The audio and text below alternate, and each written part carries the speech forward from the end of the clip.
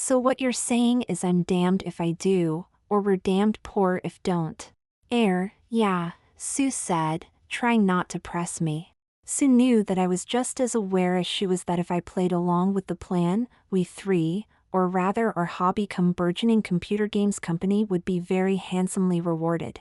We were talking real money as well, not the couple of £100 or so we had occasionally made selling our games at computer fairs in the past. Some choice, I muttered to myself as weighed up the personal costs of keeping the publishers happy against the rewards on offer if I complied. Although I knew they were there, for a few minutes it was like Sue and Pete had faded into the background as I sat there gazing at my PC until I vaguely heard him mumbling. If he bottles it now, we're fucked. Not helping Pete, Sue hissed. But it's £500,000, he muttered. Still not helping, she said. Now shut up, it's Jill's choice. After being friends for years and sharing a flat for the last two, Sue knew just when to whisper temptingly to me, I know it's something you've always wanted to do. She was right too. Like all long-closeted crossdressers, I had always fantasized about being forced to become my feminine alter ego, and now the opportunity was here. I felt torn between the fear of embarrassment and desire, all muddled up with the fact that if the publisher's pre-release sales estimates were right, we stood to make at least £500,000, and that was a big enough carrot to sway my decision. Okay, I said, wishing the ground would eat me, I'll give it a go, but if I look daft or weak and mean we don't think I can pull it off, then Pete will have to somehow talk us out of the mess, since he got us into this. That's not fair, Pete grumbled. I did not know Jill was your pseudonym? You didn't ask. I snapped back. And it's not like you did not know Jill was my nickname. He muttered something under his breath, and glanced at Sue imploringly. But I sheepishly shrugged. Like I said, I'm willing to give it a go and see. You'll give it more than a go, love, Sue said, ignoring Pete's presence as she gave me a giggled nudge, and you're going to love it because by the time I'm done with you, I'll have you looking like $1 million. Until Pete, Sue's former next-door neighbor when she was a first year in university halls, came on board, Sue and I, just wrote games for fun, and made a little money on the side selling a few through friends. I cannot quite recall how, but a copy of our latest games disc got into Pete's hands, but it did, and the rest, as they say, is history. Unlike Sue and I, who were pure nerd computer science students, Pete was studying marketing and business and used us, as in SR Games, a name Pete picked from our postcode, and our game as the company and product in his final year marketing project. As a part of his course, he had to pitch marketing ideas to real company executives, and after he presented his strategy, one of them commented during his assessment interview, "Pity that SR Games demo is not a real product, Mr. Roper, because if it was, I can think of a couple of companies who would be very interested in publishing it." Oh, it does exist, Pete said glibly. The demo for Wastelands on that disc is a real game that we are trying to sell. With his usual gift for talking convincing bullshit, Pete told them a load of bollocks about how SR Games was a new startup consisting of himself, Sue and me, or rather Jillian, since all he knew about her at the time was the name on the disc information. A week later, a few letters arrived for Pete via the university inviting him to officially pitch our game for publication. Phoning Sue, who like me was snowed under with final exams, neither of us really thought much about it when he asked if we, Sue and Jill, would be interested in forming a real company if he could get our game published. Thinking he was joking, Sue said yes, and then forgot about it, more concerned with getting good degrees than selling games. That lasted until he phoned back a week or two later after meeting the interested companies. Sue took the call, and all I can recall is the look on her face when she put the phone back on the hook and told me, "Peter, that mate of mine from Halls, says he can sell our Wasteland game to any of the big players for big player money." What did you say? Sell it, of course, she said. Idiot. We both completely forgot about one pretty important issue. Having lost my parents, I was on income support in place of parental contributions to top up my student grant, and when Sue and I started selling our games, I was more than a little worried about the authorities discovering my undeclared income. Knowing that I could not afford to lose my top-up finances, it seemed like a good idea at the time to encode the author information for me under a pseudonym. As much for the thrill of seeing the name on the discs, I decided to use my bulletin board crossdresser identity, Jillian Gregory. When we started writing together, I was very much closeted with my dressing and was completely oblivious to the fact that not long after we started sharing the flat, Sue had guessed that I was a crossdresser. Even though she was often tempted to say something, she never let on to me that she knew I was a tranny until she saw the author information. I tried to bullshit my way out of it, explaining the name off as a dodge for Taxman, but Sue just grinned at me knowingly and said, "You're an appalling liar, you know, Jill." From then on, all she called me was Jill, and later that evening, aided by the beer we bought with our earnings, I admitted the truth, trying to explain that dressing as Jill was just something I did to relax when I was stressed was one of the hardest things I have ever had to do. As we spoke, Sue told me that she was very curious to see what I looked like as Jill, but the look of horror on my face was all the evidence she needed to understand that I was far too ashamed of my kink to dare show her. Although she was a little disappointed, Sue understood my reticence, and apart from referring to me as Jill, she let the matter drop, probably because the conversation led to the sequence of ideas which grew into Wasteland, our first commercial game. I first met Pete at a union party when he came over to ask Sue about something, and without thinking she introduced me as Jill, adding it was a nickname. Pete was a nice enough bloke, if a little to silver spoon for my tastes, but he was canny enough company, and it was pretty clear that he was the sort of alpha personality destined for the top in whatever profession he went into. Relishing the challenge of selling our game, Pete, who still had not worked out that I was Jillian, kept us informed of where he was up to as the negotiations with the various publishers. I thought that at first he was just playing until he called to tell us that things were getting really serious now. He had managed to get a bidding war going between two of them. He was in hog heaven, and I suppose for him it was kind of like all his Christmases had come at once as the two companies vied for our signature. Ever the salesman during his opening pitches with the various suitors, he made them aware of the marketing advantages of a game created by two girl nerds, and the presentations seemingly made it perfectly clear to the interested publishers that we, Sue and I, would be willing to do publicity. As the negotiations reached the point of contracts, Pete had to get our signatures, and so he came round the flat.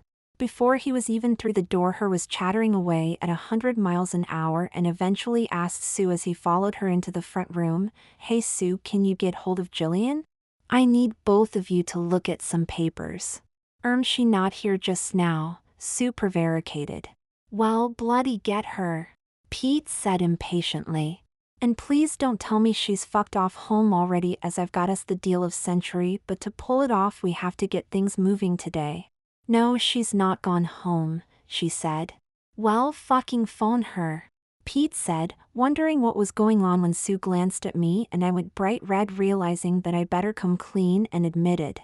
Well, the thing is, I'm Jillian, Pete, hence my nickname Jill." "You fucking what?" Pete said, going white with horror. "Jill Gregory is me." I blushed, as Sue jumped in to protect me. "Jim writes under a feminine pseudonym of Jillian." "Why on earth?" Pete said, collapsing back onto our sofa, shocked. "Would he do that?" Before wailing helplessly, "But the publishers think SR is just a couple of nerd birds and me." "Well, it is kind of," Sue said, looking at me, asking me, "Should I tell him?" Blushing brightly, I nodded, as she added, "Well, you see, Jim's a CD, and as he does his best work as Jill, it was only fair to use her name on the disc." "CD?" For a moment he looked blank until I croaked, "I'm a crossdresser, Pete."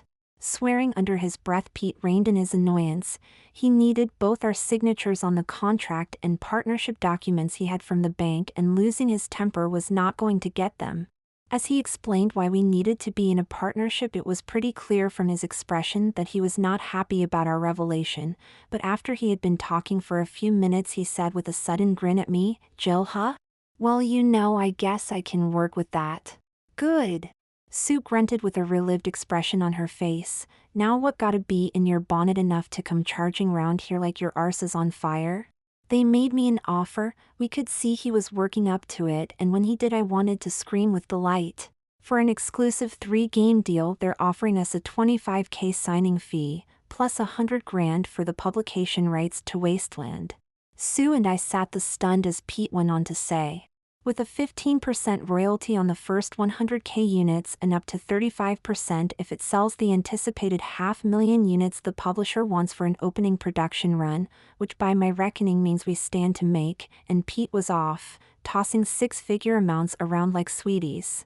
Needless to say, being two poverty-stricken students, we were more than willing to sign the paperwork that took us into business with Pete as SR Games.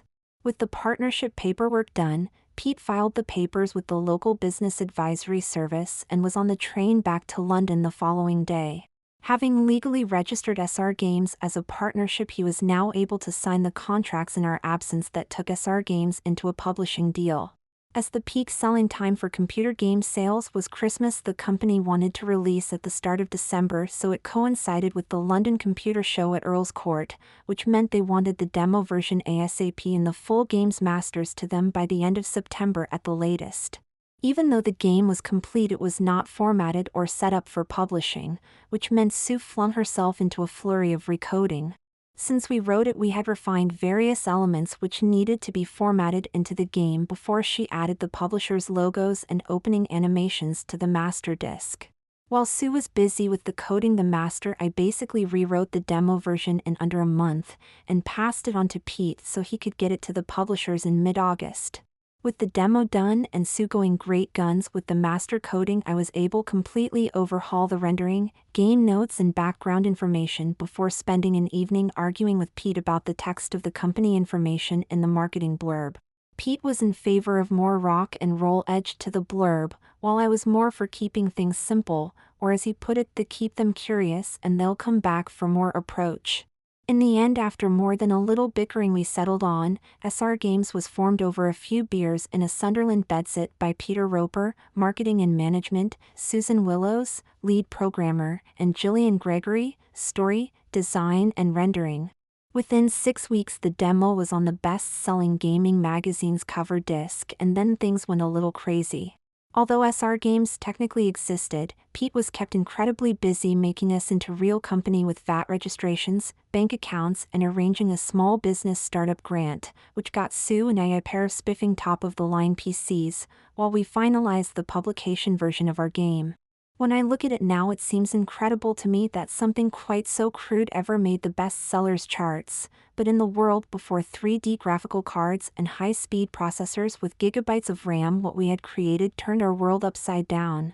With all the madness of getting the business going, the issue of me being Jillian kind of slipped our minds until all of a sudden we were just a fortnight from the launch and the train tickets, hotel reservations and program arrived. Chortling over the first class for everything booking, it suddenly occurred to Pete that he needed to produce both of his girls at the official release, which is how I came to make the decision that would change my life. I'll have you looking like $1 million. I'll settle for passable, Sue, Pete said with a look of relief. And we've only got 13 days before we have to be on that train to London. Oh, I'll make Jill more than passable, Sue said with a confident grin. Hell, by the time I am through, her late mother won't recognize her. Unknown to Sue and I, Pete, having spent most of the last 6 months completely immersed in the business side of the quickly expanding games industry, had already seen a great way out if I got busted, but aware that I would probably freak out if he mentioned it, sensibly kept his mouth shut. Right then, Sue said, laying down the law, I want you. She looked at Pete, who had pretty much taken over the kitchen table with his paperwork. Out of here until Monday night. Jill will have enough to worry about without you making things even harder. Fair enough, Pete nodded. I'm away touring retail outlets for most of next week anyway. And we'll need access to 10 grand of company money, and don't worry, she added, looking at his strangled expression. I won't spend anything like that much, but I don't want to be worrying about not having enough money while I'm doing this. Why? Pete asked. So much? Christ, men. Sue grumbled, have you any idea how much it costs to get your hair and nails done these days? And that's before we get into Jill's outfits, accessories and the rest. Nope, Pete cheerfully said. And I'm surprised you do. Sue ignored the comment and snapped. Look, we can't just dress Jill in a skirt and expect her to pass as a woman. To have a chance, Jill's going to have start now and spend all day every day and roll until we leave. All of it? I squeaked, feeling both alarmed and excited. All of it. In next to no time I've got to get you used to acting differently, walking differently, and most of all viewing the world and being treated differently. Now I know a few people who can help me with some of that, and the hair, makeup and clothing just takes money, but the mental side, the body language so to speak, will only come with experience of being perceived as a girl, which means you need to live as a girl. Oh my! I gasped, unable to hide the smile of anticipation. When do we start? That's the spirit, Jill, Pete said. Just think about that $500,000 in the bank. Now what sort of look do you need her to have, Pete? Sue said, gazing intently at me, because I haven't got time to do much more than get Jill confident enough to pull of any more than a shy student look. That will do, Pete said. They aren't expecting a pair of photo whores. Sue nodded, weighing up his words before saying to me, you bath now, and shave your arms, legs, armpits, and chest if it needs it. Reaching forward, she ran her hand over my cheeks and chin, commenting with a nod of her head, thank God you don't need to shave your face yet. I was not sure how to respond to that, but before I could come up with something, Jill had turned back to Pete and asked him to run through the launch program, so she knew the sort of things she was going to have to get me ready for. Let me see, we have a 10:30 a.m. train booking which will get us into London for 1.30. At 3 p.m. we're launching the game at Earl's Court, followed by a press interviews and then dinner with the Pearson's digital media staff back at the hotel that evening. Saturday morning just says publicity, and we're down for 2 meet and greet sessions that afternoon on the Pearson stand at Earl's Court, which means you'll have time to take a look round and see what our competition have on offer. And Saturday night? Sue asked. Well, it says TBA, but that's the night of UK Games Association Awards dinner, and we're not members, so unless Pearson's can add us to their group we should be free. Jill nodded, so best be prepared for a business dinner, and maybe a formal, right? Noticing me still lurking by the door to the bathroom, she looked me in the eyes and said, pointing to the stairs behind me, still here. When Jill get her bossy head on, it was better to just get on with what she wanted, and with a nodded, okay, I headed off to the bathroom, hearing her call out, if you look in the cabinet there should be some of my shaving foam and shaver. Oh, and use my body wash as well. It's that Body Shop stuff Mum got me. As I closed the bathroom door I heard her snap at Pete, anything else I need to know? Not much later, when I was in a bath full of water, Sue banged on the door and asked where I kept my girls' clothes. It was decision day, and although she had known for well over a year I was a dresser, I still had never actually shown her what I looked like as Jill, and I probably sounded like a scalded cat when I said semi-excitedly, case under my bed. Like most closeted crossdressers living in shared housing, I did not girl shave because dressing for me at that time was a once-in-a-blue-moon opportunity, so there was something all rather thrilling about Sue's forceful instructions to shave my body. Being normally a shower person, it was rather nice to wallow in the highly scented bath and pretend to be one of the girls in a ladies' shaving advert as I carefully removed all the body hair I could reach. Even more thrilling was how sensitive my skin felt when I sheepishly walked out of the bathroom wearing a towel. Giving me a grin, Sue ignored my squeak of horror as she stripped me of the towel and retied it above my nipples, saying cheerfully, "You're a girl from now on, and girls tie towels above their boobs, even if they are flat-chested like you, Jill." Giggling excitedly as she fixed my towel, she nodded at my groin. "Nice to see you're enjoying this." Which had me blushing like mad as she slapped my arse and told me to change into the clothes on my bed, adding, "Oh, and don't bother trying to do anything with your hair or makeup just yet. I want to see how you look naturally before I give you a quick makeover." Except for my own high heels, tights, panties, and my home padded bra, the clothes that Sue had laid out for me consisted of one of her cotton hangover skirts and a pink university sweatshirt. Feeling a mix of anxiety, fear of ridicule, and undeniable excitement, I crossed my fingers and said, walking from my room, "Well?" Sue clicked her tongue, looking at me, and said with a pleased, surprised smile, "Not bad, Jill, not bad at all." Beckoning me forward, she spun her finger indicating I should turn round. "You're slim enough to look right, and even in 3-inch heels you're still under 5'10". Yeah, you know, Jill, I think this will work. Here." She handed me a big glass of wine. Get that down your neck, it might help relax you. It's just as well Sue felt confident because I sure as hell did not. With an impatient look in her face she said, nodding at a chair as she grabbed her seldom-used makeup bag, brushes and twisty hair curling things. Sit down, Jill, adding with a laugh as I slumped into the chair, not like that. Stand up, now watch and sit down like this from now on. Smoothing a non-existent skirt to her legs, Sue gracefully slipped into my recently vacated chair and smoothly crossed her legs over her thighs, before bouncing back to her feet saying, "Your turn." It took me 3 goes to do it right, and clapping her hands she giggled, "Get used to doing it like that all the time and every time from now on, Jill, because I'll be watching." She did as well, and there were times during the next few days that I complained bitterly about her insistence that every time I learned a feminine mannerism, be it sitting, standing or walking, I adopted it. Once I was sat to her standards, Sue chortled as she carefully brushed and combed my hair out. Who would have thought that Mum making me work in her hairdressers as a kid would have at last come in useful? Before I could answer she picked up a pair of scissors and scythed a fringe into my shoulder-length hair. "Hey!" I yelped when a mass of hair dropped into my lap. "What you doing to my hair?" "Something I've been itching to do since I learned you were a tranny, Jill. Now shut up and let me get on, we don't have much time." For about 5 minutes she snipped at my hair with the scissors, before putting them down, adding in a pleased-sounding tone as she started twisting the foam tubes into my hair. "That should do. It's all level and that simple fringed bob will do until I can get your hair professionally done." Picking up a pot of makeup she told me, "I'll start teaching you how to do this for yourself in the morning, but for now shut up and let me do this."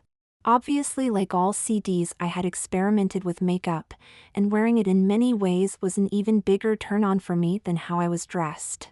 So I was pretty grateful that I was wearing a very loose skirt and had my legs crossed as Sue started smoothing creams, shadows and powders on my face. "Well, that's a hell of an improvement," Sue commented after blasting my hair with her hairdryer, removing the curler foam things. "Aw. Not yet, Jill," she giggled, holding me down. "Let me finish messing with your hair and then you can take a look in the mirror." "Oh my God!" I gasped when Sue let me see myself in the mirror and saw a surprisingly pretty girl looking back at me. "That can't be." I did not believe my eyes and actually had to touch the mirror to be sure. "Well, it is." Sue laughed. "And you came out way better than expected. Hell, you're better looking than me." Pulling herself together, Sue said more seriously as she fetched her Polaroid camera from her bedroom, "This is your baseline look, Jill, and what we are trying to improve on." I looked at her and gasped, "You can make me look even better?" "Maybe I could, but I know a few people who definitely can. Now do me a favor and go stand in the middle of the room," she grinned, adding, "I want a few snaps to record this occasion, and from a practical point of view it will make life easier if we have a record of your feminine look as you improve. Lose the gallows look, Jill," she called as I sheepishly walked where she directed and posed for the picture. "I want a nice smile." Chuckling with a snicker of glee, "After all, this is fun." Oddly, it was too. Sure, I felt a little stupid as Sue got me to pose this way until she felt happy taking 4 shots. Commenting as she put the camera down, "We'll look at them later as they'll be done developing when we get back." "Back?" I yelped as she tossed me a handbag. "From where?" "The Chinese," Sue said firmly. "Now I've got you looking passable, Jill, it's time for you to face the real world." I really did not want to do it, and Sue knew it, adding, "Look, going out in public is something you just have to get past, and putting it bluntly, the sooner we start, the sooner you'll get used to it." Sue was right, and I knew it. Going out in public dressed was the ambition of pretty much every crossdresser, and I was no different. Aware that the best way to get me to go along was with logic, she added, "Look, Jill, the roads are quiet, and an evening walk to the takeaway has got to be a better introduction to being as seen as a girl in public than me taking you into town shopping or to the hairdresser to get your hair, nails, and ears done." Using that combination of logic, common sense, and more than a little of her inherent bossiness, Sue maneuvered me into following her from the flat. God, it felt surreal to be stood on the other side of the front door dressed like this. The sensation of being outside mixed with the erotic sensations of having my legs tensioned from the heels and the brush of my skirt in the breeze on my nylon-covered legs left me feeling like I was both shitting myself and on a high as she took me the long way round to the takeaway.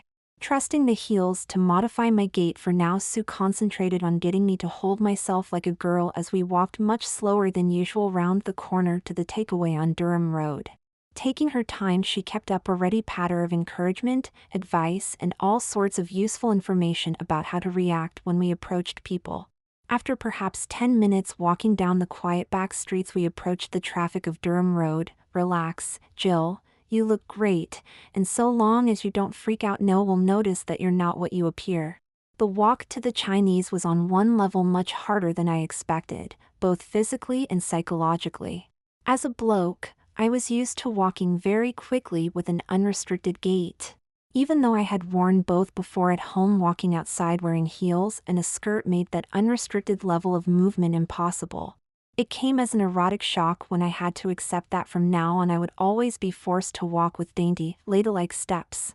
The other thing that really struck me as we made our way to the takeaway was the intense sensation of vulnerability I was feeling. As a bloke, I could be reasonably confident that most muggers would probably not target me, and if one did, a lifetime of the rough and tumble of male life meant I would have been able to fight him off, or at least run from any confrontation.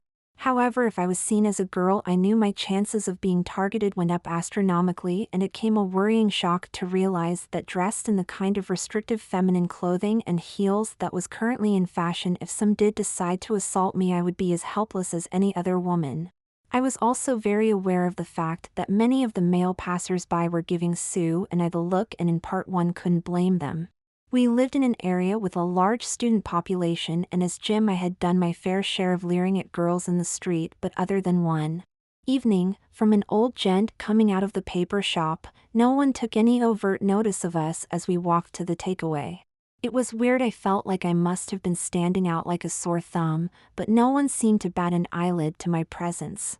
Taking her time and occasionally commenting on the contents of the shop windows as we passed, it quickly became clear that Sue was not in a rush to reach the Chinese. She timed things well, because by the time we got there I had got over the culture shock of being in public dressed like a girl, but I cannot say I really felt actually ready to go in with her when Sue pushed open the door saying, "Come on, Jill, I'm hungry." Feeling like my insides were twisting into knot, I followed her and sure that someone was going to yell at me drag queen or worse. Actually, given what happened, I half wish it had, as it would have been less embarrassing than being mentally undressed by the two lads collecting their takeout as we walked in. Nudging each other they smirked, and I could guess what both were thinking as they gave us that cattle market look. Sue, who was looking at the menu, hardly noticed the looks, but they made me blush like crazy, which just made one of them give me a cheeky grin. The looks were bad enough, but when I overheard the one who had been most blatant with his trawling look of me say to his mate, "I'll have the one in the skirt," I felt sick to my stomach about being viewed as prey by another bloke, and it left a nasty taste in the back of my throat. Without doubt, it was the most unpleasant part of this first exposure to being seen as a girl. That was when it hit me, the realization that if this idea worked, then being ogled and assessed like that by strangers was just something which I would have to get used to, and for a totally heterosexually minded lad like me it felt more than a little sickening. God was so degrading, and yet in an embarrassingly dark way there was also something intensely exciting mixed in with knowing that if Sue got me as passable as she wanted, I would be receiving such lustful looks every time I went out in public. "That happen a lot, Sue?" I asked, sighing with relief that they had not waited for a second ogle as we walked home the quick way a few minutes later. "What? Those lads," I said, blushing. "What about them?" I could see in Sue's face that she was more interested in getting home than noticing what I was soon to discover was just part and parcel of daily life if you were a girl. The looks and the comments. "Oh, them, yeah." Sue nodded. "Most guys aren't as blatant, but yes, if Sue had not got me to accompany her to the Chinese, God knows what sort of state I would have been in the following lunchtime when she suddenly announced, "Kate can fit you in this afternoon, Jill." "Fit me in for what?" I asked. "To get your hair done," Sue said with a smile, "and don't worry, she knows all about your gender issues, and she's worked on loads of girls like you." What do you mean like me? I asked, feeling like my knees had turned into rubber as I stood up. Trannies, Sue grinned, girls like you. Like the night before, Sue gave me time to get used to being outside and gain some much-needed confidence in passing before the bus ride into town, which, putting it bluntly, was terrifying. Thankfully, Sue had dressed up a little and drew most of the looks as we got onto the bus. I hardly noticed her confidently leading me down the aisle because I was too caught up in telling myself to smooth my skirt and sit like she taught me. Surviving the journey without any untoward incidents, we walked round the shopping center for maybe 20 minutes, with Sue asking my opinion of the outfits and shoes on display in the windows. Seeing a pair of very fashionable girls' jeans, I commented that I'd feel more comfortable in them, which Sue shot down with a simple, "No chance, Jill. You've got to be the kind of girly girl who wears skirts and heels." "But you're wearing jeans," I complained. "Yeah, and I can get away with them. You as yet can't. Now come on, Jill, we're going to be late." The hairdresser's was just off the high street, and leading me, Sue called, "Kate, come meet Jill." "Grab a seat, girls, and I'll be with you in a moment," a locally accented voice called. "Do you want milk and sugar?" "Milk, no sugar in both," Sue called, waving me towards a styling chair. Sitting where Sue indicated, I was looking round with increasing curiosity when a very mumsy-looking woman appeared through a door holding 3 mugs, and said, handing one to me, "Hello, you must be Jill." I nodded, feeling like a cat on a hot tin roof, whispered, "Hello." "Jolly good, now I'm Kate," she said, passing Sue the second mug, before leaning against the sink saying, "Now, since Sue has told me a little about your background and why you've had to move your RLT forwards, I think it's only fair that I tell you a little about me." With her accepting and friendly personality, it was not hard to like Kate. Looking at me as she spoke, Kate told me how she first got involved with gender-challenged girls as an apprentice at Sue's mother's shop when one of the boys from her day-release course transitioned from Simon into Sarah. I'll be honest, I found it a little freaky at first, but as I got to know Sarah, I found what she was doing was fascinating, and when I qualified thanks to Sarah, I applied to go on the list of approved real-life test advisors and then qualified as gender reassignment counselor. Nodding as if I understood what she was saying, I managed to say, "Thank you, I'll remember that," when Kate cheerfully offered to counsel me during my transition. As she chattered away, Kate was full of useful information and recommended that I made a couple of appointments with behavioral therapist in Newcastle to smooth out any telltales before my big coming out. Seeing that she had lost me, Kate explained what the therapist did, and seeing my interest, gave Sue the number before asking with a smile, "Now, how long have you been dressing?" I told her, "As long as I can remember." "Well, if it's any reassurance looking at you now, I can tell that you'll make a smashing transition, and if you get on the program pretty soon, you won't have to worry about developing male hair patterns." I nodded as if I knew what she was talking about as Sue butted in, "Her appointment is the week after we've been to London." "Excellent," Kate said. "If you can see Dr. Wood at the General, he's the best gender doc locally, and as you are already on RLT, he's almost certain to prescribe you a treatment script." She gave me a friendly smile and said, "Shall we make a start? We've a lot to get done." If Sue was right when she called earlier to say that you wanted the full works, hair, nails, and ears, the lot done. Yeah, I nodded uncertainly. "Great." Kate grinned, running her hands through my hair. "Anything in mind for this?" I sort of shrugged and looked at Sue in the mirror, who said, giving me a wink, natural looking, "But Jill will be happy with whatever you think is best, Kate." "Carte blanche, huh?" Kate grinned. "Well, for one, we need a little color in this.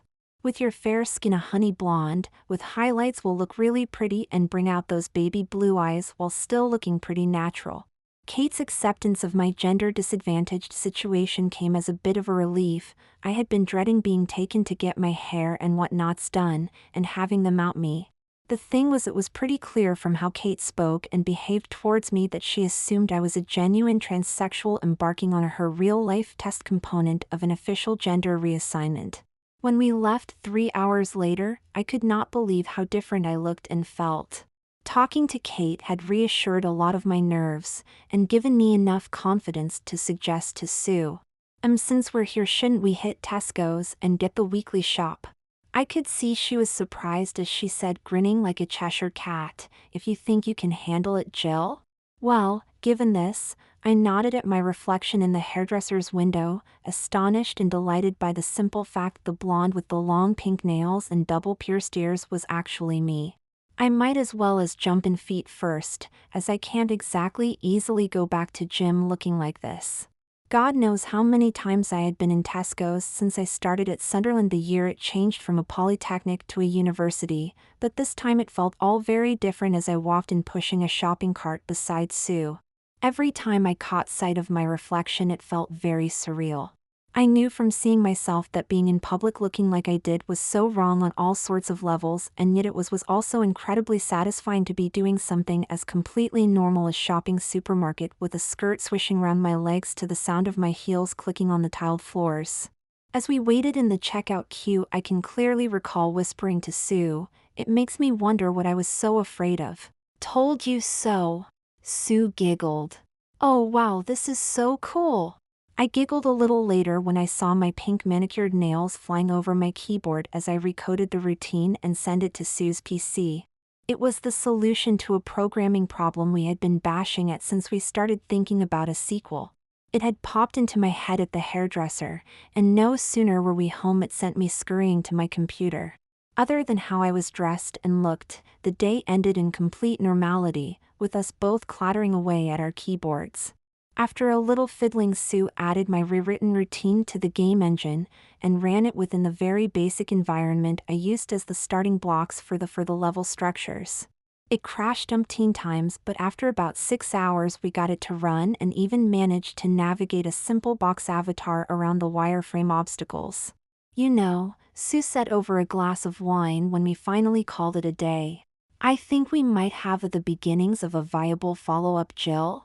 Although we were both itching to get cracking with the new game, other than the odd few hours here and there, we did not have much time to do any real work as the next few days passed in a busy blur. If I had not heard Sue on the phone making my appointments, I would have believed she had been planning this for weeks, as first thing the following morning she took me to be fitted with a pair of mastectomy prosthetic C-cup breasts, and a couple of pairs of incredibly confining garments to called gaffs hide my cock. God, it was a thrill to feel the weight of the boobs pulling and sway on my shoulders as my very realistic boobs bobbled around as I moved. I was not as keen on the gaff, but it did solve a serious worry for me. Ever since Sue had dressed me, I had been troubled by unwanted erections whenever the eroticism of being made to live as a girl kicked in, and the gaff solved that problem, but in its way created another, as it kept me in a state of frustrated arousal which just made things seem even more erotic. After discussing with Sue the sheer eroticism having to do this, she decided that I should see the behavioral therapist Kate recommended. When Sue took me to see her, I was not sure what exactly I was going to get from seeing a therapist, but in the end it was more than worthwhile as she polished and improved the feminine movement and body language cues Sue had been trying to teach me. Having spoken to Sue when she made the appointment, the therapist also assumed I was a genuine TS, and I did not have the heart to point out her error or judgment as she chided me about not starting my RLT under a doctor's supervision and immediately offered to make me an appointment with the same doctor as Kate recommended, so I was legally registered as a transgendered woman. Hell, it was hard work though. Each 90-minute sessions always began with 10 minutes of dancing in my heels to loosen me up. After the therapist was happy I was relaxed, she would usually spend 10 or 15 minutes explaining the difference between the masculine and feminine way of whatever exercise we were studying that day. Once she was sure I understood the boundary between the male and female movements, she strung everything together and worked me ragged. Over the 6 sessions I had with her before the release day, she covered everything from holding a handbag to getting in and out of cars, always pointing out when and why I got a movement or gestures right or wrong. I am pretty sure that if Kate had not put us in contact with the trainer, I probably could have got through the signing, but there is no way in hell I would have survived the industry dinner dance without giving myself away. The bulk of my sessions with the trainer consisted of endlessly walking up and down the studio between 2 chairs where I had to sit and stand gracefully. If you don't believe me about how hard it was, just try sometime walking up and down a dance studio in 3 and 4 inch heels. As Sue watched and joined with many of the exercises, she made sure that I practiced what I had learned, and it did not take that long before muscle memory began to kick in, making me keep within the boundaries I was being taught. Although she did not spend much time on it, the therapist also taught me a few little voice tricks that, along with stressing the Welsh lilt in my accent, gave me a reasonably feminine tone. It was good enough, but even after hours of practice, I did not really get perfected until long after the London show. Even if we were not going to Newcastle to see the therapist, Sue still made sure I spent a large proportion of each day out and in public as Jill. I needed a feminine wardrobe, and although Sue actually loathed shopping, she still took me round every shopping venue in the area. Not that we bought much at first beyond a coffee, and the kind of essential accessories a girl needs, like a watch, a few rings and bracelets.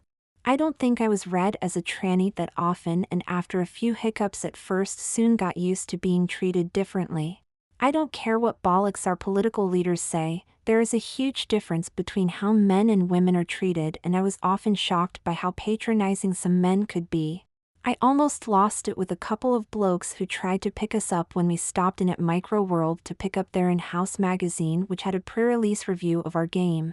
Micro World was one of the few national suppliers that had survived from the early '80s micro boom and was unashamedly a gamer's outlet.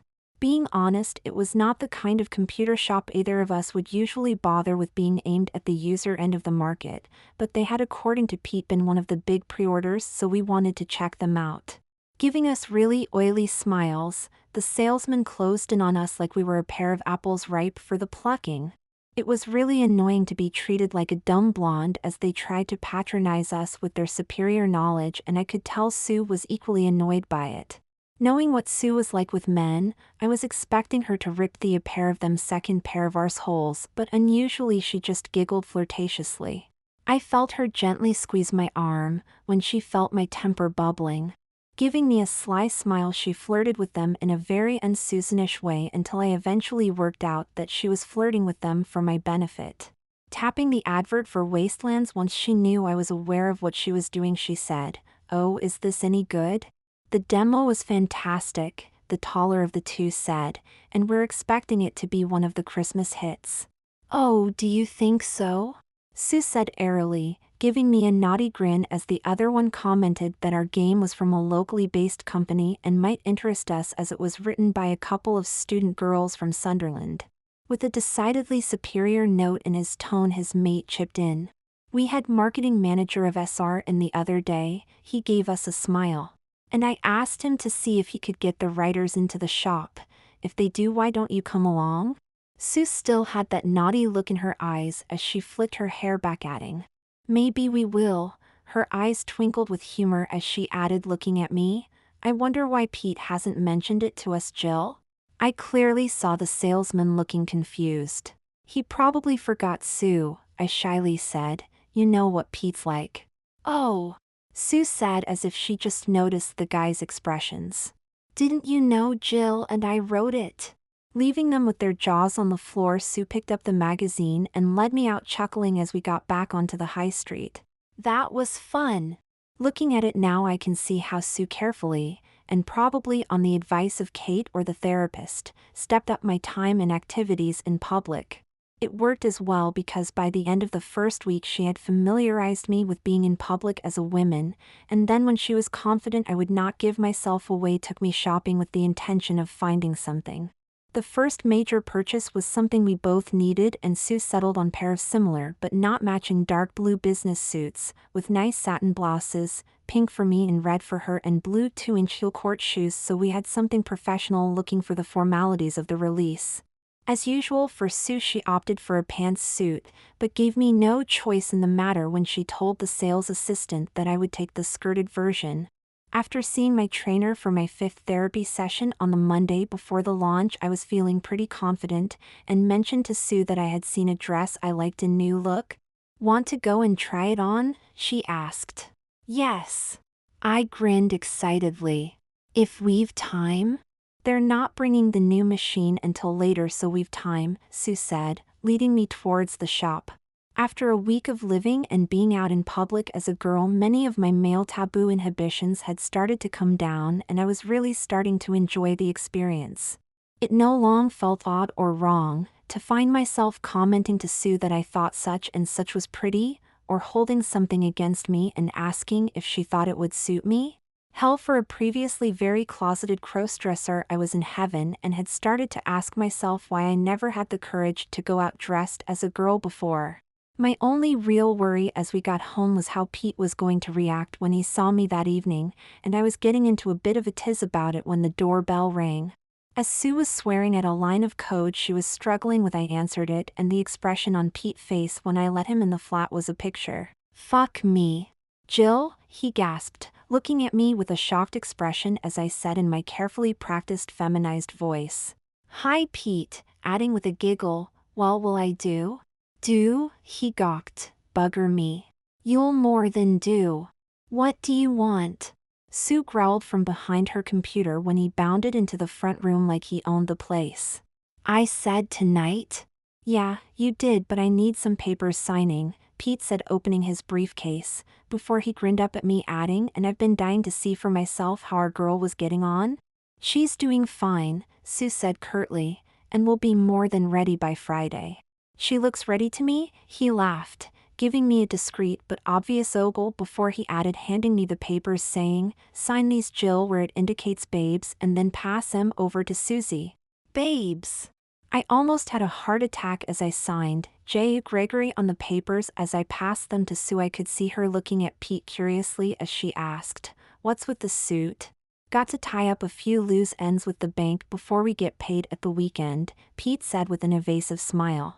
Sue could see he was hiding something that had got him very exciting and grunted as she scribbled her name on the papers. "Spit it out, Pete. What's got you so excited enough to come running round here like you've a burr up your arse?"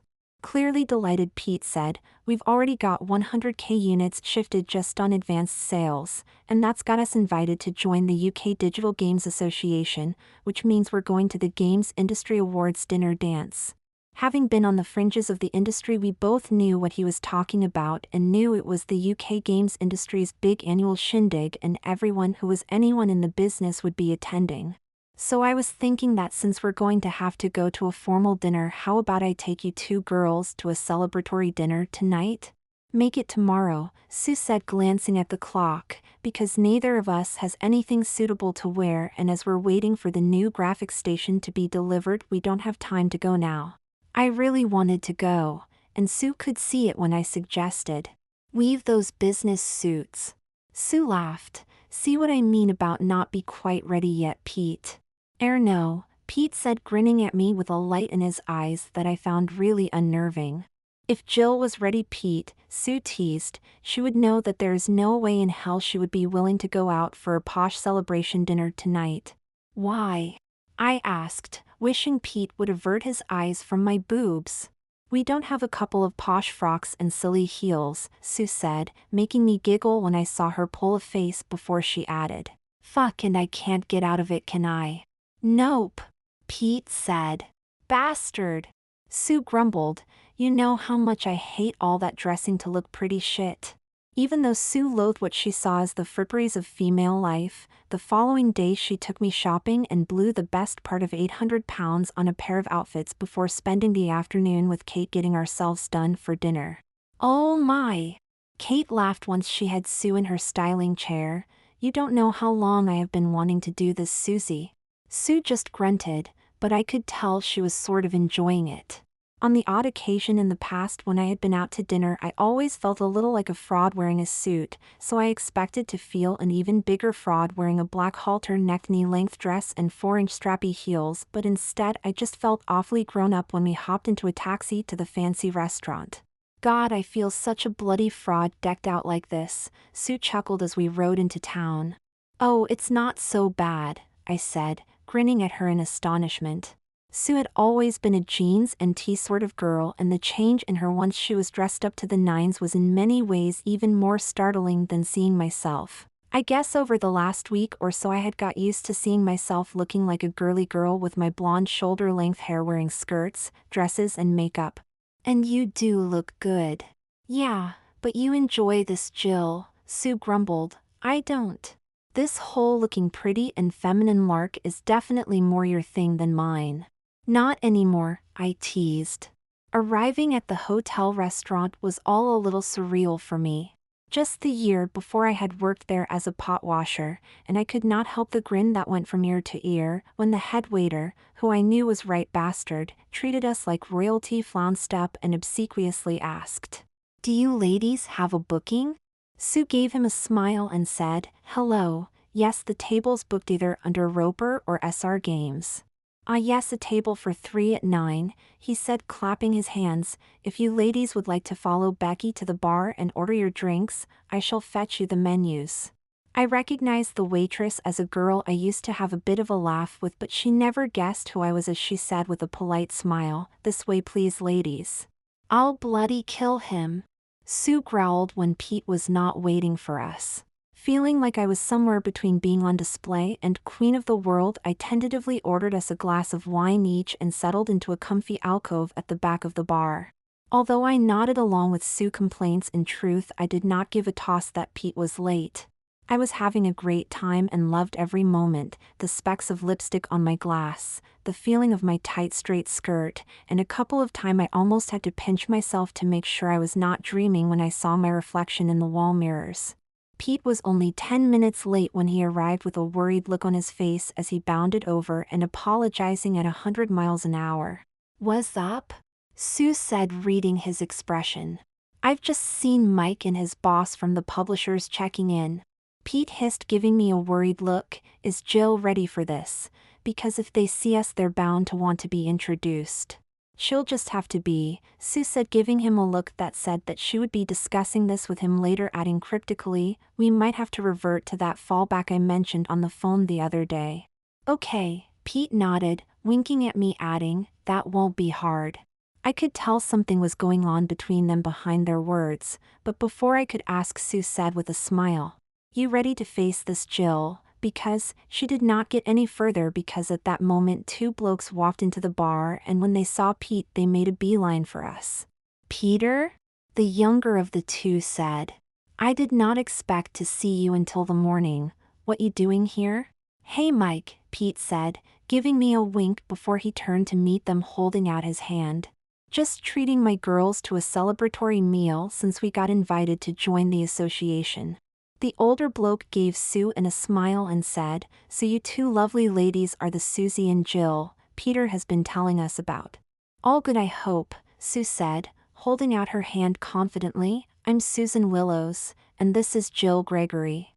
"Hi," I smiled, telling myself to relax as I shook hands with them. Letting Pete and Sue do the talking as we were introduced, I hid between them, praying that I did not give myself away. I kept a smile on my face and kept telling myself, shy and demure, as I tried to recall everything I had been taught about how to use the language cues that are the gender telltales. I'm pretty sure that neither of them guessed in that critical first few minutes of meeting someone when they fix a gender relationship with you.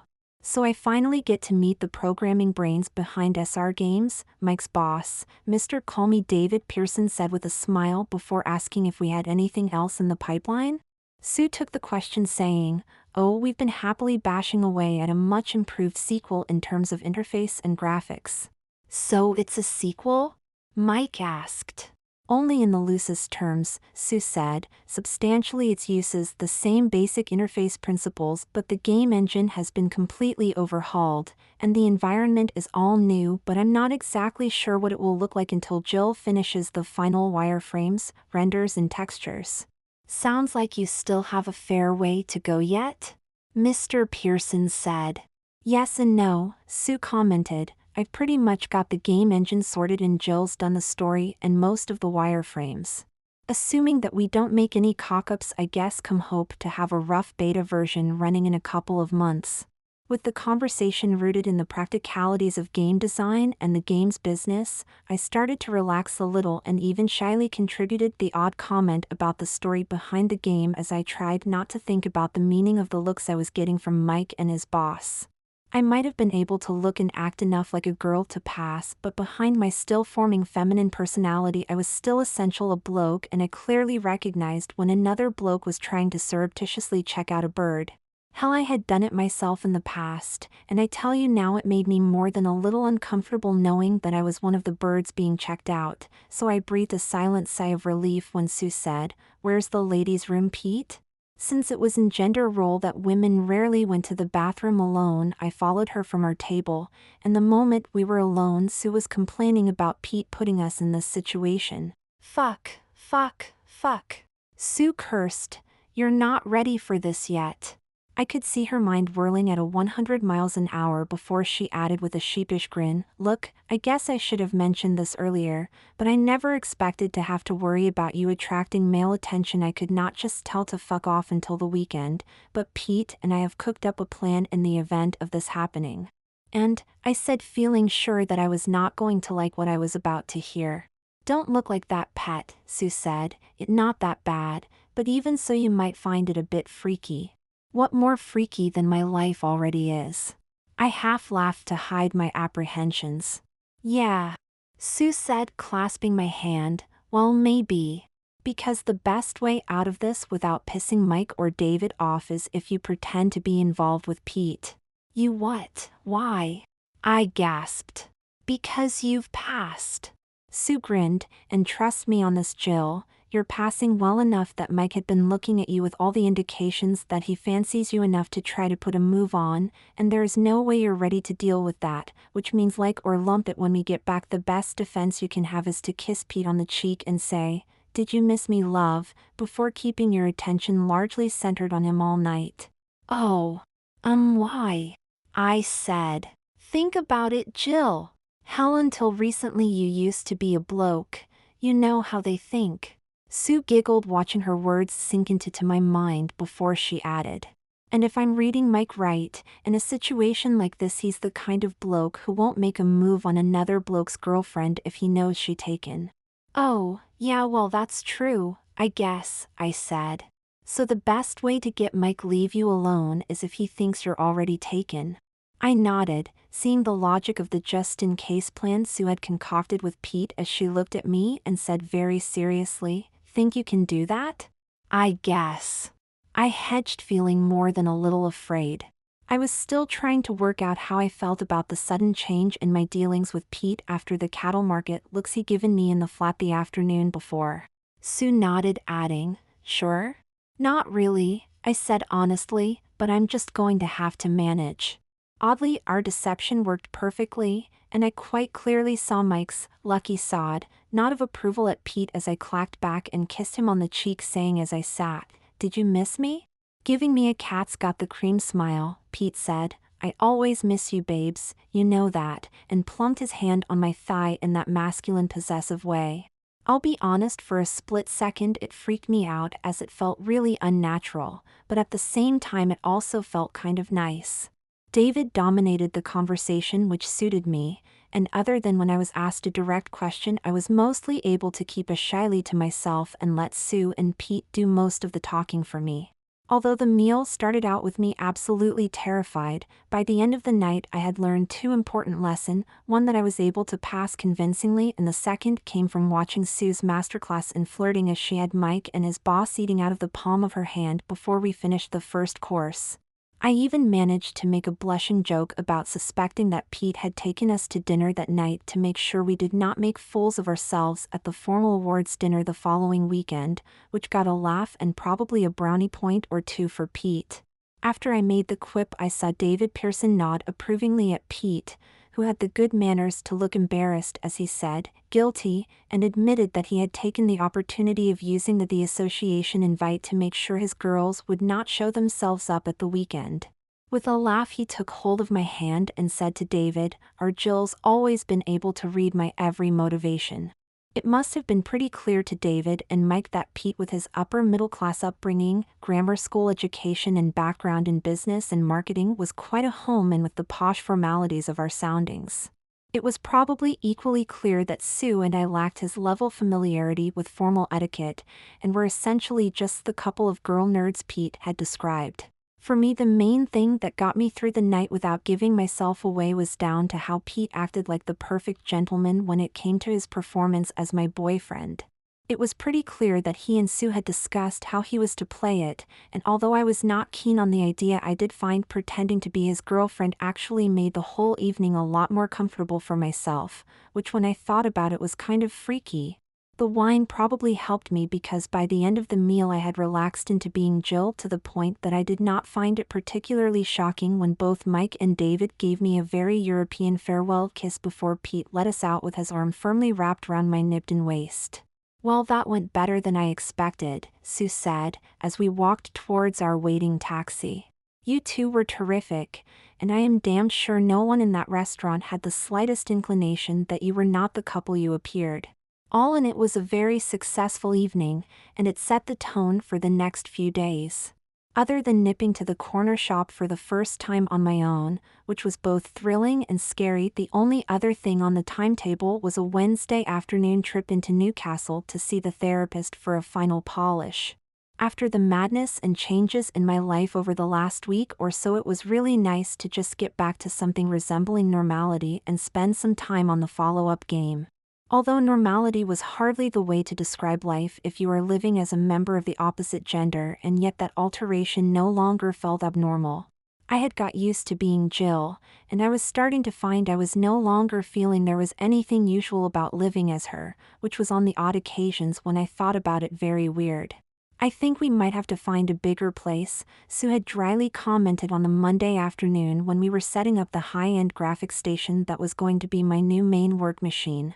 Although we had only upgraded from our old home-built computers to the top-of-line machines a few months earlier, we needed a dedicated graphic station to speed up the time it was taking to build the gaming environments, but the addition of a third PC in the lounge, along with one of our old machines for Pete on the kitchen table, meant that SR Games had pretty much taken over our front room and kitchen. "Tell Pete," I giggled, delighted by my new toy, commenting, "this will make things so go much faster."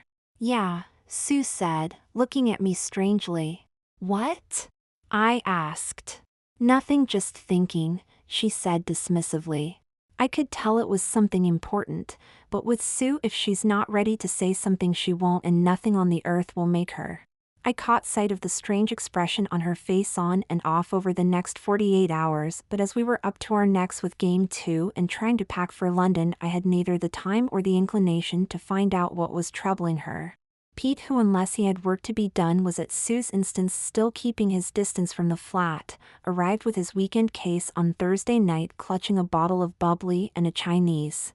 Over the fizzy wine and the takeaway, Sue mentioned that she hated eating her dinner balanced on her knee, which got us discussing the pros and cons of finding real business premises, and the idea really fired Pete, who was getting a little frustrated about having all the business paperwork scattered between the flat, his bedsit, and his car.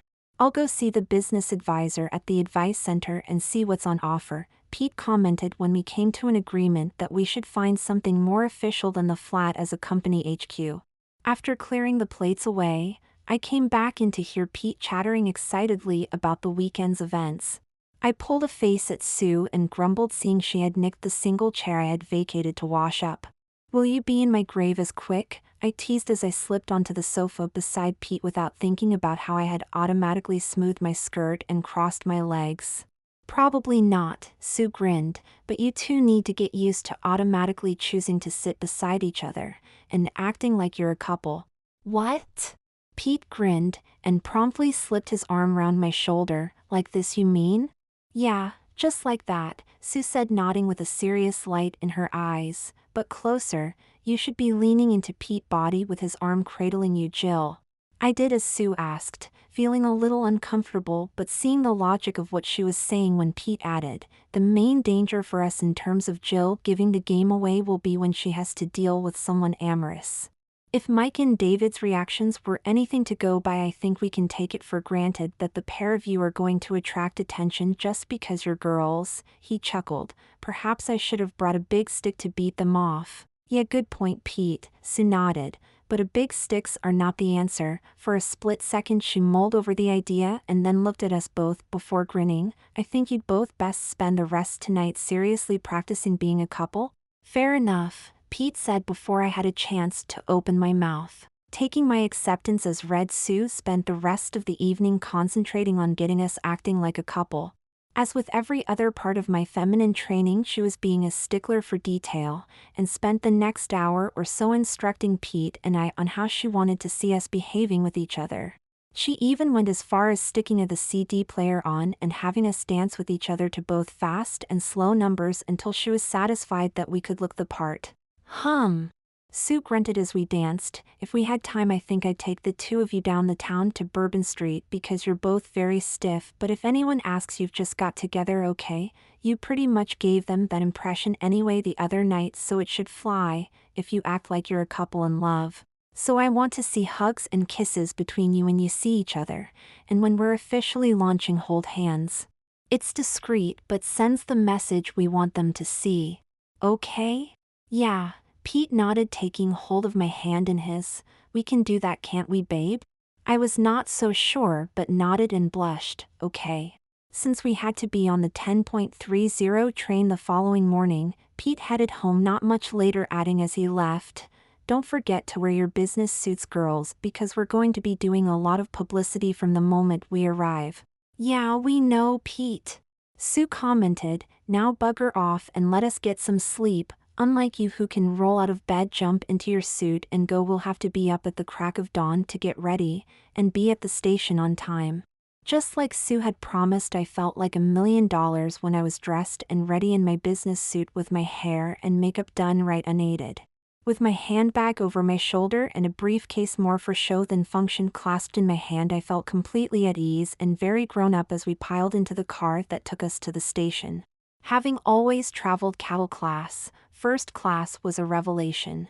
We had reclining chairs in a little 4-seat bay, and had complimentary tea and coffee on call.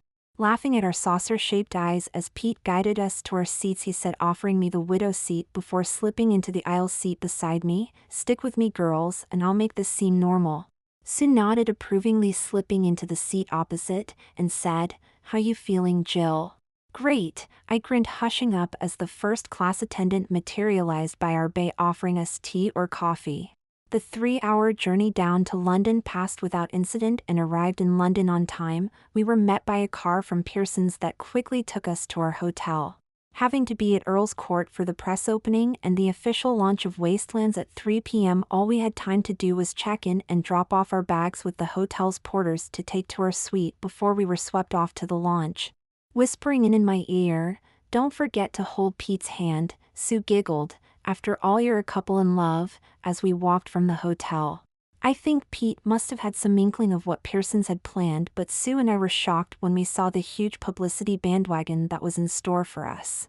Arriving at the rear stage door, we were met by Mike, who, after the round of handshakes and a kiss on the cheek for Sue and I, said, "Everything's ready," and quickly led us through a maze of corridors to the Pearson's enclosure, where they had set up a stand for SR Games, which was covered in publicity boards of Wastelands. The hall was already starting to fill, and with Mike saying, "This will be your stand, where the gamers will be able to meet you on the meet and greet sessions tomorrow," only Pete had a clue what was going on. It just as well he did, because Sue and I were so far out of our comfort zone that she was as likely as I was to make a fool of herself as we were suddenly faced by a clamor of people. "Oh shit," I mumbled as David Pearson took center stage and made a little speech about how Pearson Interactive were proud to announce the launch of SR Games' first release, Wastelands, and invited us to join him. With my hand firmly held in Pete's, I had no choice but to walk beside him as he led Sue and I onto the podium and said, "Hello everybody." After swapping a few joking pleasantry with David, he introduced Sue and I, before adding with a joking grin, "Well, this is a bit different, so please go easy on Sue and Jill, because being honest, they don't get out much." With his usual easy charm, Pete gave the waiting journalists just what they wanted, and fielding the technical questions to Sue. Between then, they managed to keep the questioners entertained and, more importantly, away from me. I don't really recall much of the release, as I spent the whole time terrified, as journalists shouted questions and cameras flashed. "God, Jill," Sue whispered in my ear once it was over, "what have we got into?" After about an hour the crowd broke up, and I was finally able to relax a little, but it did not last long as we were handed over to Pearson's publicity department and their photographer. In many ways it was even worse than the bear pit of the launch, as the photographer treated Sue and I as little more than set decoration. Using the sort of patronizing language that got up Sue's nose as much as mine, he got us to pose beside Pete in some decidedly embarrassing ways, including having Pete between us with us kissing a cheek each, in front of the big SR Games, Wastelands banner. By the time the photographer was through with us I was almost in tears, and felt like his attitude had been degrading, but Sue was if anything even more upset about it than I was. The moment we were on our way back to the hotel she gave Pete a piece of her mind and really ripped into him, as she pointed out that we were not some photo whore floozies. Holding up his hands, Pete said defensively, "Look Susie, it's only publicity, and if we want to make the big leagues we need all we can get, so just suck it up and by Monday it'll be over." He was annoyingly right, and although Sue and I did not enjoy the marketing side of launching SR Games, it was pretty clear from the press reviews in the London evening papers and Computer Show supplement that his launch strategy had worked. Since Pearson's were guarding us like the crown jewels, Sue's worries about us both attracting unwanted amorous attention was unfounded, and other than when we had to do publicity appearances I enjoyed the weekend, although a lot of that might have had to do with being taken as a girl. Pretending to be Pete's girlfriend was also in its way kind of fun, although I did want to hit him when Mike said something to him over dinner that evening that made Pete laugh. That comes later, with a decidedly naughty note in his voice. Next day was more of the same, as we worked the stand. Oddly, this was something Sue and I felt more comfortable about, having sold the early version of Wastelands at computer fairs around the Northeast. There were a few times when I felt tongue-tied with embarrassment when people kept congratulating us, but having Wastelands being favorably compared to Tomb Raider was all very thrilling. The awards dinner was a stunning experience, and I felt amazing in the golden brown dress Sue had selected for me to wear, even if dancing in 3-inch heels did wreck my feet. What was even more amazing was we're nominated for the Game of the Year, and when we're with the other two finalists were stood on the podium, I was clutching Pete's hand, feeling like I was almost paralyzed with fear. Thank God we did not win, but getting a highly commended meant we were inundated with requests for interviews by the media. Hell, we even had the Sun wanting to do a photo shoot with the three of us, which Sue, bless her cotton socks, rejected before persons could twist Pete's arm. For me, the whole experience was a cross between delight and terror about how much I was enjoying being perceived as a girl. Sure, there were parts one did not enjoy that much, but overall I really enjoyed myself, and having to be Jill just added to that. I think it would be fair to say that I probably enjoyed it more than Sue did, mainly because I actually liked having to conform to all the appearance bullshit for the media and publicity that accompanied Wastelands being a success. Although I don't think Pete or any of Pearson's PR department knew it, I could tell that by Sunday evening Sue was starting to struggle with her temper, as what we were having to do publicity-wise conflicted with her feminist views. Seeing that she was like a bottle of pop ready to explode, I suggested to Pete that it might be best if Sue and I caught the early train back to Sunderland, because if the bloke from Pearson's PR called her darling or sweetheart again, she was likely to blow a gasket. Although Pete really wanted us to do another photo shoot for some magazine or other on the Monday, he recognized the signs that Sue's always volatile temper was getting to the point of blowing. Taking the bull by the horns, he quickly arranged things so he could tie up the last of the business without our presence. I'm not sure how this went down with the PR department, but to be honest I did not care, because both Sue and I were shattered and more than a little wrung out from being in the public eye. Getting home from London exhausted, Sue and I collapsed in the front room, cradling a couple of hot chocolates, wearing our nightdresses, or rather I was. After a weekend of business suits and dresses, Sue was rebelling, most definitely a pajamas girl, I joked. You know, this week had been the first time since we've met that I've seen you wearing a dresses, Sue. Yeah, she nodded. Other than me Granny's funeral, I've avoided wearing them since school, but I guess if things pan out it's something we've both got to get used to. I could see in her eyes that she was building up to something, and said, "What is it, Sue? Have you thought about actually making that appointment at the hospital and seeing that gender doctor, Jill?" "Not really," I said. "Why?" "I think you should," Sue said. "You what?" Maybe I'm wrong, but in the 3 years I've known you I don't think I've ever seen you as happy as you've been over the last few weeks or so, and it got me thinking that perhaps you should seriously consider seeing that doctor, getting the hormones and legally registering yourself a TS female. Oh God, you're serious, I yelped. Deadly serious, Sue said with a smile.